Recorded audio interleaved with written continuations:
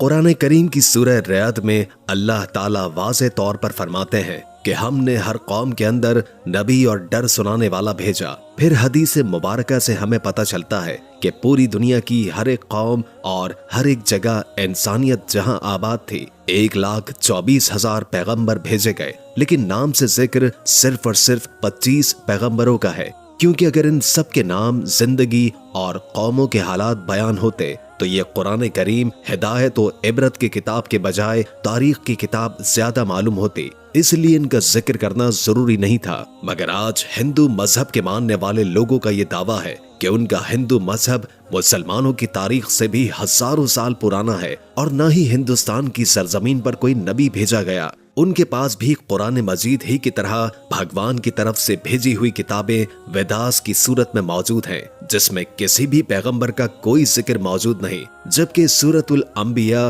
آیت 107 کے اندر اللہ فرماتے ہیں کہ ہم نے آپ کو تمام جہانوں کے لیے یعنی قیامت تک کے انسانوں کے لیے ہدایت بنا کر بھیجا، جس کا مطلب ہے کہ اس میں ہندوستان کی سرزمین بھی شامل ہے۔ تو پھر ہندو مذہب کے ماننے والے اس کا انکار کیوں کرتے ہیں؟ اگر اس سرزمین پر کوئی نبی واقعی ہی نہیں بھیجا گیا تو پھر رسول کریم صلی اللہ علیہ وآلہ وسلم کا ذکر ان کتابوں میں کیسے موجود ہے؟ نوح علیہ السلام اور ان کی کشتی کا ذکر کیسے بیان ہوا ہے؟ حضرت عیسیٰ علیہ السلام کی واپسی کا ذکر کیسے بیان ہوا ہے؟ ایک اللہ کی عبادت کا کیوں کہا گیا ہے؟ اگر یہ واقعی اس قوم کے اندر ہدایت کے لیے آنے والے کسی نبی کی تعلیمات ہیں جنہیں وقت کے ساتھ بگاڑ دیا گیا، تو وہ کون سے پیغمبر ہیں؟ یعنی سوال یہ ہے کہ یہ ہندو کس نبی کی امت ہے؟ آئیے ان سوالات کا جواب تاریخ سے جاننے کی کوشش کرتے ہیں اور ایسے حقائق جانتے ہیں جو تمام ہندو پنڈت، اسکالر اور تاریخ دان آج تک دنیا سے چھپاتے ہیں۔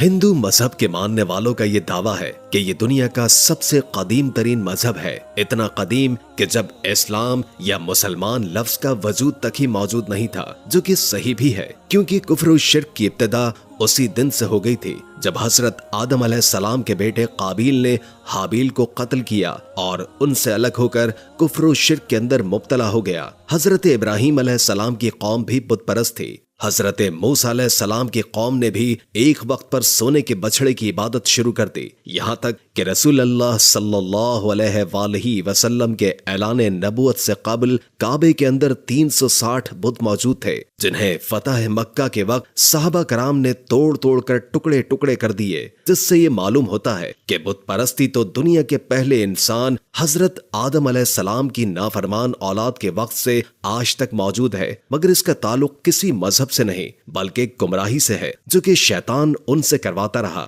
مگر جہاں تک ہندوستان کی سرزمین کا تعلق ہے تو یہاں پر ان لوگوں کی ہدایت کے لیے یقیناً کئی پیغمبر بھیجے گئے جن کی کچھ تعلیمات تو آج بھی صحیح حالت میں موجود ہے، مگر زیادہ تر کو بگاڑ کر اسی کی وجہ سے بت پرستی اور گمراہی شروع ہو چکی ہے، کیونکہ ان کتابوں میں آج بھی ایک خدا کی عبادت کا حکم دیا گیا ہے۔ یہ بتایا گیا ہے کہ خدا کا کوئی شریک نہیں، وہ ایک ہے، اس کی کوئی اولاد نہیں، مگر پھر بھی اس کی کئی مورتیاں بنا کر اس کے شریک خدا بنا کر اس کی پوجا ہوتی ہے، اور آج تک ہندو مذہب کے اندر چھوٹے بڑے کئی بلین بت بنائے جا چکے ہیں۔ ہندو اسکالرز کا یہ دعویٰ ہے کہ اسلام کی شروعات آج سے 1400 سال پہلے ہوئی، مگر ہندو مذہب اس سے بھی پہلے دنیا کا پرانا ترین مذہب ہے، اس لیے اسلام کا ہندوستان کی سرزمین سے کوئی تعلق نہیں۔ مگر یہ کم عقل اس بات کو نہیں جانتے کہ دنیا کا پہلا پیغمبر ہی ہندوستان کی سرزمین پر اتارا گیا تھا۔ جی ہاں، حضرت آدم علیہ السلام کو دنیا میں اس وقت ہندوستان کی سرزمین سری لنکا کی ایک پہاڑی پر اتارا گیا تھا، جہاں آج بھی ان کے قدم کا نشان موجود ہے، یعنی اس سرزمین پر پہلا ہی قدم ایک مسلمان اور پیغمبر نے رکھا، جس کا مطلب اسلام کی ابتدا عرب سے نہیں بلکہ ہندوستان سے ہوئی، کیونکہ مسلمان لفظ کا مطلب ہے اپنی خواہشوں کو رب کے حوالے کرنے والا، اس کا حکم ماننے والا انسان۔ حیرت انگیز طور پر لفظ آدم بھی سنسکرت زبان کا لفظ ہے، جو کہ ہندوستان کی سرزمین کی زبان ہے، نہ کہ عرب کی زبان، جس کا سنسکرت میں مطلب ہے پہلا، شروعاتی یا اوریجنل۔ اس لیے آدمی کا مطلب ہے آدم علیہ السلام کی اولاد، جنہیں قدیم سنسکرت کی کتابوں کے اندر سمبھوا منو کہہ کر پکارا گیا ہے۔ اگر ہندو کسی طرح سے ان کے وجود کا انکار کرنے کی کوشش کریں تو ایسا بالکل ناممکن ہے، کیونکہ ان کی مقدس کتاب رگ وید اور ویویش پرانا میں آدم علیہ السلام کی تخلیق، فرشتوں کا انہیں سجدہ کرنا، آدم علیہ السلام سے حضرت حوا علیہ السلام کی تخلیق،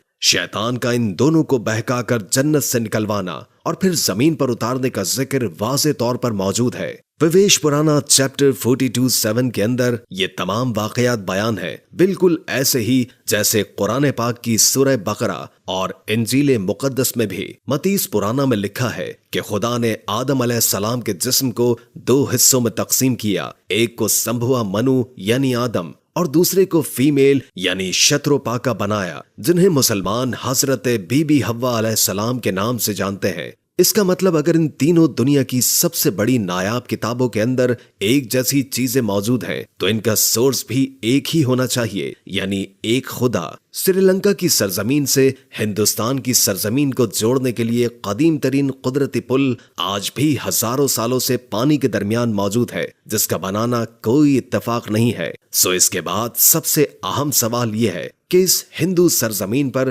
جس پیغمبر کو بھیجا گیا ہوگا، کیا اس کے بارے میں ہمیں تاریخ میں کوئی شواہد یا ثبوت ملتے ہیں؟ سب سے پہلی بات یہ ہے کہ ہندو نام کا کوئی مذہب تاریخ کے اندر کہیں پر موجود ہی نہیں ہے، اور نہ ہی ہندو مذہبی کتابوں میں اور نہ ہی کوئی اور آسمانی کتاب مثلا تورات، زبور، انجیل کے اندر اس کا کوئی ذکر موجود ہے، بلکہ دریائے سندھ کے پاس رہنے والے، سندھو ندی کے قریب رہنے والے لوگ اپنے علاقے کی نسبت کی وجہ سے نام کو بگاڑ کر ہندو کہلائے جانے لگے، جبکہ اصل میں ان کا یہ مذہب سنسکرت زبان کے اندر ہندو نام سے نہیں، سناتن دھرم کے نام سے تاریخ میں موجود ہے، جس کا عربی میں مطلب ہے مذہب پر قائم رہنے والا، جس کا بالکل ایسا ہی مطلب قرآن کریم کی سورہ روم کے اندر بھی موجود ہے، جہاں پر اسلام کو ہمیشہ باقی رہنے والا دین کہا گیا ہے، یعنی سناتن دھرم کا مطلب بھی مذہب اسلام ہے۔ تاریخ کے حوالوں اور مضبوط دلائل سے یہ پتہ چلتا ہے کہ یہ وید کسی اور پیغمبر پر نہیں بلکہ آدم ثانی یعنی حضرت نوح علیہ السلام پر اتارے گئے، جس میں انہیں نوح کہا گیا ہے۔ ویدوں میں پیغمبر اور عظیم شخصیات کے لیے منو کا لفظ کہا گیا ہے، یعنی نوح علیہ السلام کو بڑے سیلاب والا منو کہہ کر بیان کیا گیا ہے، اور ان کی کشتی سے لے کر سیلاب تک کا تمام تر واقعہ تفصیل سے موجود ہے، جیسے کہ قرآن کی سورہ ہود میں اور بک آف جینیسس چیپٹر 7 کے اندر بھی یہ بیان ہے۔ ویدوں میں لکھا ہے کہ جب بڑے سیلاب کے بعد دنیا پھر سے آباد ہوگی تو میں ان ویدوں کو نافذ کروں گا، اور بھاویش پرانا چیپٹر 42:7 کے اندر نوح علیہ السلام کے طوفان کے بارے میں بیان کیا گیا ہے، اور یہ بھی کہ اس منو کو خدا نے کشتی بنا کر اس کے اندر جانداروں کو سوار کرنے کا حکم دیا، جس کے بعد ایک عظیم طوفان آیا جس نے ہندوستان کی سرزمین پر زندگی کو ختم کر دیا۔ لفظ نوح سنسکرت زبان کے اندر بھی موجود ہے، جس کا مطلب ہے کشتی والا، وہی مطلب جو کہ عربی زبان کے اندر ہے۔ اس دوران یہ ویداس فیوچر کے بارے میں بیان کر رہی ہے کہ کیسے ایک بڑا طوفان آنے والا ہے اور کیسے ایک بار پھر انسانیت کی شروعات ہوگی۔ فرانس کے ایک رائٹر اے ڈباوس کو 40 سال تک پڑھا اور بتایا ہے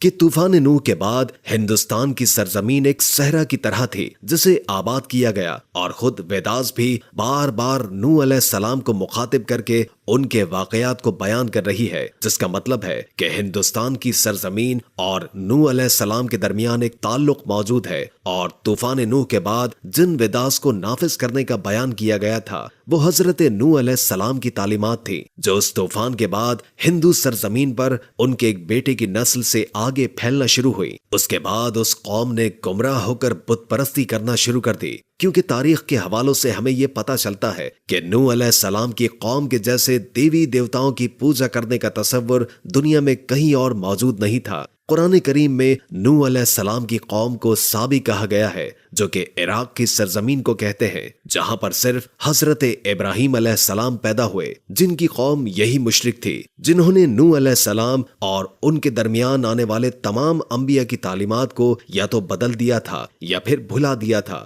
اور انہی کی پوجا کرتی تھی۔ اس کے علاوہ یہ فرشتوں کی عبادت کیا کرتے تھے، اس لیے خدا کے ساتھ ساتھ فرشتوں کی مورتیاں بھی بنا کر انہیں بھی خدا کا درجہ دینا شروع کر دیا۔ बिल्कुल ऐसे ही जैसे हर बड़े काम पर अल्लाह ने फरिश्ते मुकर्रर किए हैं और वो हर बड़े काम पर अल्लाह की तरफ से पाबंद है, इसी तरह उन लोगों ने हर काम करवाने के लिए एक अलग अलग खुदा मूर्तियों की सूरत में बना दिया। ये लोग सितारों और आग के भी पुजारी थे, इसलिए आज भी हिंदू कौम सितारों के इल्म के अंदर इतना यकीन रखती है और आग की भी परस्तिश करती है, उसे मुकद्दस जानती है। मगर सबसे अहम सवाल ये है कि ये सब जानकर भी और अपनी किताबों के अंदर वाज़े तौर पर एक खुदा और पैगंबरों की तालीमात को वाज़े तौर पर देखकर हिंदू कौम इसका इनकार क्यों करती है, क्यों नहीं मानती कि अल्लाह के वादे के मुताबिक उनकी कौम के अंदर भी अल्लाह का पैगाम उतारा गया, उन्हें भी डर सुनाया गया। इस बात को समझने के लिए आपको सही बुखारी की एक हदीस मुबारक के बारे में जानना होगा, जो कि हजरत अबू सईद खुदरी रजी अल्लाह ताला अन्हु से रिवायत है कि रसूल करीम सल्लल्लाहु अलैहि वसल्लम ने फरमाया कि क़यामत के दिन हजरत नूह अलैहिस्सलाम और उनकी कौम को बुलाया जाएगा और अल्लाह ताला नूह अलैहिस्सलाम से ये सवाल करेंगे कि क्या आपने अपनी कौम तक मेरा पैगाम पहुंचा दिया था। हजरत नूह अलैहिस्सलाम फरमाएंगे कि बेशक मेरे मालिक। इसके बाद नूह अलैहिस्सलाम की कौम से पूछा जाएगा कि क्या नूह ने मेरा हुक्म तुम तक पहुंचा दिया था। ये लोग इनकार करेंगे, नहीं, हमारे पास कोई भी डर सुनाने वाला नहीं आया, हमें आपका कोई पैगाम नहीं मिला। अल्लाह ताला नूह अलैहिस्सलाम से फरमाएंगे कि आपका गवाह कौन है। वो फरमाएंगे कि हजरत मोहम्मद मुस्तफ़ा सल्लल्लाहु अलैहि वसल्लम और उनकी उम्मत। फिर तुम लोगों को पेश किया जाएगा और तुम लोग गवाही देना कि नूह अलैहिस्सलाम ने अपना पैगाम या अल्लाह का पैगाम पहुंचा दिया था। जिसके बाद नबी करीम सल्लल्लाहु अलैहि वसल्लम ने सूरह बकरा की आयत 143 पढ़ी और इसी तरह से हमने तुम्हें उम्मत वस्त बनाया, यानी दरमियानी उम्मत बना दिया, ताकि तुम लोगों पर गवाह रहो और रसूल तुम पर गवाह रहें। जिससे ये साबित हुआ कि हिंदू कौम कभी अपने नबी नूह अलैहिस्सलाम की तालीमात या किसी और पैगंबर को तस्लीम नहीं करेंगे और हिंदुस्तान की सरजमीन का असल मजहब इस्लाम ही है, जो कि बिगाड़ की वजह से अपनी असल शक्ल खो चुका है। आज ये हमारी जिम्मेदारी है कि हम उन लोगों तक अल्लाह का पैगाम सही हालत में पहुंचाते, क्योंकि हमारे रसूल सल्लल्लाहु अलैहि वसल्लम को तमाम जहानों के लिए रहमत बनाकर और डर सुनाने वाला बनाकर भेजा गया। अब कयामत तक चूंकि किसी रसूल और पैगंबर ने नहीं आना, इसलिए ये काम उम्मत मुस्लिमा के जिम्मे है, जिससे कयामत के रोज इस बारे में सवाल किया जाएगा। डॉक्टर जाकिर नाइक जैसे लोगों ने मौजूदा दौर के अंदर इसकी बहुत कोशिश की और काफी हद तक अपनी तहकीक से लोगों को अल्लाह के इज़्न से मुसलमान किया, उन्हें लॉजिकल तौर पर हकीकत पहुंचाने में कामयाब रहे।